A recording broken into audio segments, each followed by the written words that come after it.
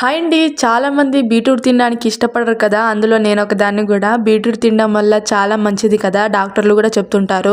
అందుకే బీట్రూట్ ఇష్టంగా తినని వాళ్ళైతే ఇలా చేసుకొని తినండి. అసలు బీట్రూట్ టేస్ట్ అనేది తెలియకుండా ఉంటుంది. ముందుగా అయితే బీట్రూట్ మీద ఉన్న పొట్టు మొత్తం ఒలిచేసుకొని ముక్కలు కట్ చేసేసుకొని వాటర్ ఏమి వేయకుండా మెత్తగా మిక్సీ పట్టేసుకోవాలి. ఆ తర్వాత గోధుమ పిండి ఉంటుంది కదా, చపాతీ పిండి, దాంట్లో కొంచెం ఈ జ్యూస్ ని వేసేసుకొని చపాతీ ముద్దలాగా కలిపేసుకోవాలి. కలిపేసుకున్న తర్వాత చిన్న చిన్న ఉండలు చేసేసుకోవాలి. అన్ని ఉండలు చేసేసుకున్న తర్వాత మనం చపాతీ చేసుకుంటాం కదా, అలానే కొంచెం పొడి పిండి చల్లేసుకొని చపాతీలాగా చేసేసుకోవడమే. చిన్న పిల్లలు కూడా చాలా ఇష్టంగా తింటారు. అసలు బీట్రూట్ తిన్నట్టే ఉండదు.